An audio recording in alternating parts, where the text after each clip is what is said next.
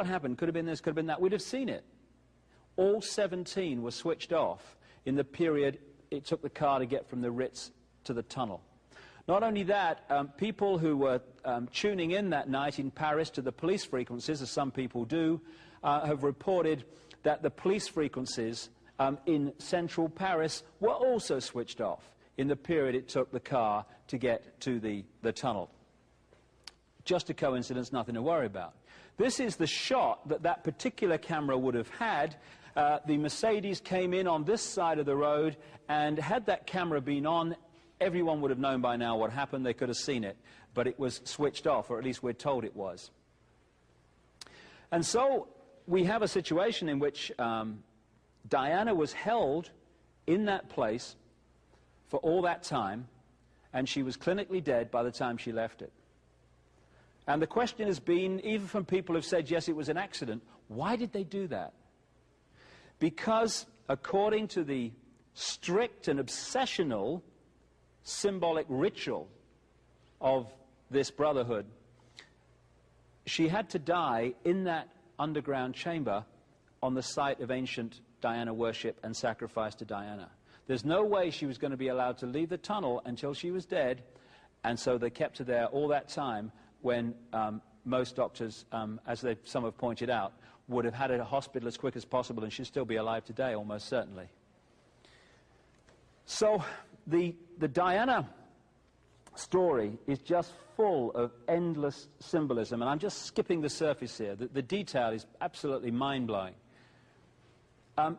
This is the top of the Pont d'Alma tunnel, and as I mentioned earlier, there is the depiction of the flame held by the Statue of Liberties in Paris and in New York, standing on a black pentagram, the classic satanic symbol. And that is where they take the flowers and stuff now. This area of Paris with the Eiffel Tower, the River Seine, is an ancient sacred site to this brotherhood. And it's absolutely no coincidence that this is where they brought Diana to die that night. Indeed, when you go through her life in general, you find that the symbolism of the goddess Diana comes up again and again. When she married Prince Charles, they married her in St. Paul's Cathedral. St. Paul's Cathedral is on an ancient site of goddess Diana worship. And when they brought her coffin out of Paris, it wasn't with the Union Jack and the flag of the country, it was with the flag of the royal family, full of these old symbols of the sun going back to the ancient world. And as I've pointed out many times, and with a lot of supporting evidence, the British royal family were definitely involved in her murder. Interestingly, when the crash happened, this guy comes into focus. This is Diana's brother, Earl Spencer. And there's one or two questions I'd like to ask him, really, because the symbolism of the goddess Diana in the ancient world related again and again to the tree grove, which is the sacred place to the goddess Diana. That's where they used to worship her, in the tree grove. Lakes and islands. Those three things keep reoccurring again and again and again in the stories of the goddess Diana. This is where they put her grave, on an island, in the tree grove, in the middle of a lake on the Althorpe estate, the Spencer estate. And those decisions, at least on the surface, were made by Earl Spencer. He also said in a BBC television interview that after the crash he had a dream in which he was told to put 4 black swans on the lake around the grave. And the next day, he said, he called his estate manager and asked, where do I get 4 black swans? And his estate manager apparently replied, according to the official story, "You've heard then. You've heard what? We've just been given 4 black swans." Okay, well, the pigs are filling the room again. I don't really accept that. What is the symbolism of 4 black swans? First of all, when you look into the mind control programs, the swan is very symbolic to the mind control programs. But there's another one. Just take Swan Lake. Swan Lake, in which the white swan, symbolic of the positive, was killed by the black swan, symbolic of the negative. And here you had the positive Diana energy killed by this brotherhood, and the 4 black swans on the lake are tremendous symbolism, occult symbolism of that negative force overcoming the positive. And In the Althorp estate now, you have this, what you might call temple to Diana, and on many of the aristocratic estates and stately homes of England that carry these reptile human bloodlines, you find either temples to the goddess Diana in the grounds or areas of the stately home handed over to the goddess Diana.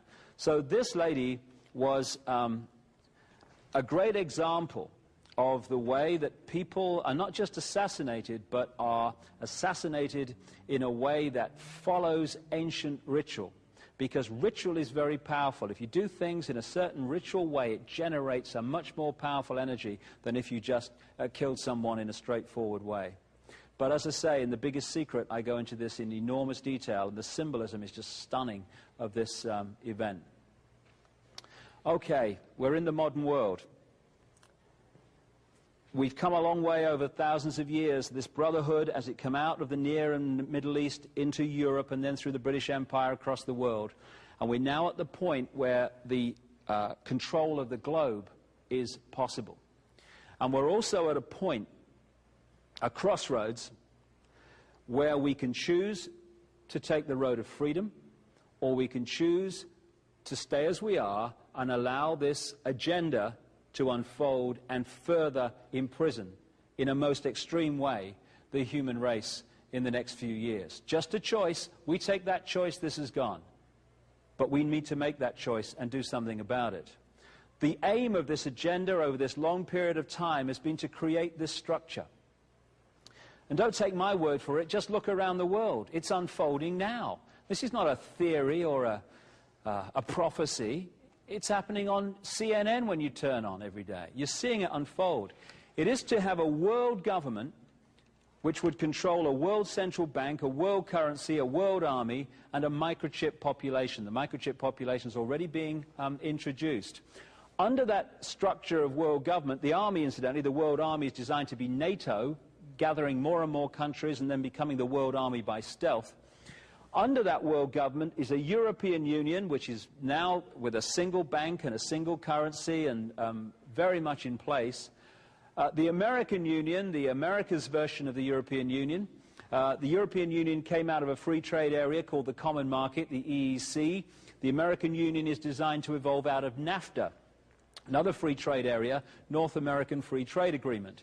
And in 1994, APEC, another free trade area, was created in the East and the Australia area, and that is designed to evolve into the Pacific Union.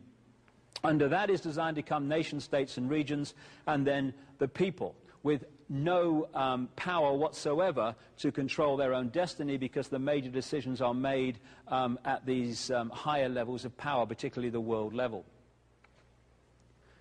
The microchip is being suggested all over the world. This is a guy at Reading University in England who was microchipped as part of a kind of experiment, but it's not really an experiment. All over the world in our lives now, that we're being prepared to take the microchip. People on one level think it's about electronic tagging and it's about knowing where people are, and that's okay, that's on one level of it. But it's more than that.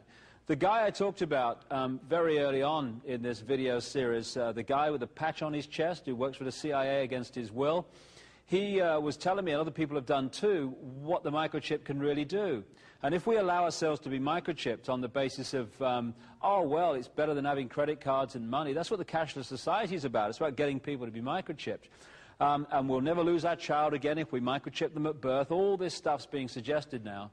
But he said, you know, when people are microchipped, they are giving external control of their physical health, their emotions, and their mental processes, their mental faculties, their mental perception to whoever controls the microchip.